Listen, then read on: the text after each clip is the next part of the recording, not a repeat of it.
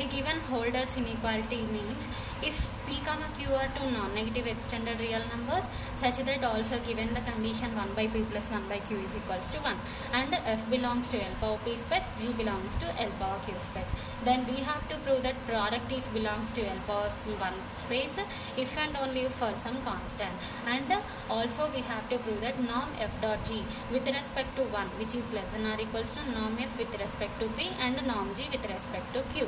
We have also he given the condition alpha into mod f whole power p which is equals to beta into mod g whole power q almost everywhere on E, where alpha and beta not both 0. So he given p and q are non-negative extended real numbers and he given the condition also f belongs to L power p space, g belongs to L power q space. We have to prove that product and norm is less than or equals to norm f with respect to p and norm g with respect to q. So we prove this Holder's inequality theorem in two cases.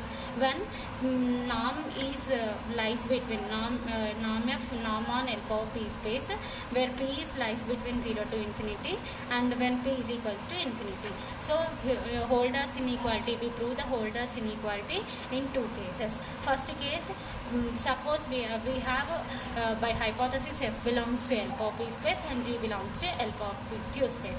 So in first case we are supposing that where in norm on L power p space definition p is lies between 0 to infinity, so which takes the value.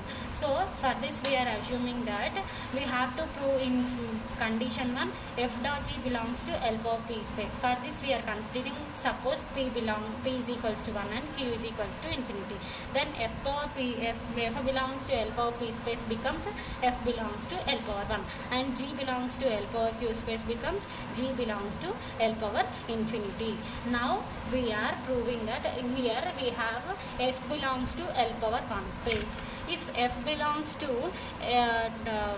L power p space, then which is defined as norm f with respect to p, where p is lies between 0 to infinity, which takes the value. So here first case p is equals to 1. That means which is the value p is equals to 1, which is lies in the first case. So which should be written as integral mod f power p whole power 1 by p. Ikkada p unte p rasam. So ikkada manaki norm f with respect to 1 annattu kada. So which can be defined as integral mod f whole power 1 by 1, which is less than infinity, because we are this is which takes the value whenever p lies between 0 to infinity. So this value is finite. Now we have g belongs to L power infinity space. Whenever p is equals to infinity means it takes the value essential supremum of mod f. Therefore g is essentially bounded on E since g belongs to L power infinity. Now we are considering that alpha is equals to essential supremum of mod g.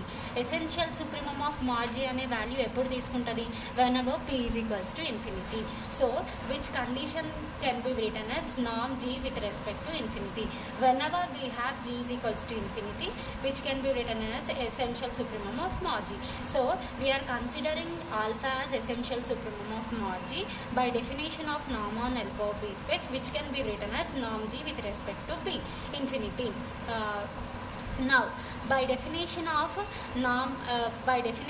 essential supremum, which can be written as essential supremum of g, which can be written as infimum of m such that mod f of x which is less than or equals to m almost everywhere on E. So in which the infimum means we are taking the value alpha, so which can be written as mod g which is less than or equals to alpha almost everywhere on E.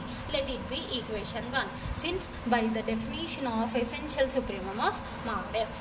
Now we are considering mod f dot g, which can be written as, now we are separating the mod for both the real valued functions f and g. So which can be written as mod f into mod g. So we have which is less than or. So manam mod ni separate chesnam kabatti ikkada less than or equals to vastadi. So which is less than or equals to mod f into, we have mod is less than or equals to ee condition undi kada. So equation 1 nunchi manam apply chestunnam in place of mod g. So alpha almost everywhere on E. Now for this mod f dot g we are applying integral over the measurable set E on both sides. Then we get integral f dot g 1. Integral f dot g can be written as 1 whole power 1 by 1. That means integral f dot g only, no? So which is less than or equals to alpha constant kabatti baitik teesnam into integral over E f power 1 whole power 1 by 1 almost everywhere on E. So by definition of norm on L power p space, which can be written as norm f with respect to 1. Let it be equation A. So alpha less than or equals to alpha in equation 1 ki deniki vachindi mod g ki vachindi kada. So which can be written as ఇది ఏ definition నుంచి define చేసిన మనము essential supremum. So alpha equal to మనకి ఏమొచ్చింది ఇక్కడ నామ్ G with respect to infinity కదా. ఈ స్టార్ ఈక్వేషన్ నుంచి మనం కన్సిడర్ చేస్తున్నాం where alpha is equals to నామ్ G with respect to infinity since by star and norm f with respect to 1. Norm g with respect to infinity is less than or equals to alpha, which is finite, and norm f with respect to 1 is finite from here. Therefore rendu finite kabatti integral over E mod f g f dot g whole power 1 whole power 1 by 1, which is less than or equals to infinity. That means it is a finite value. Therefore by definition, which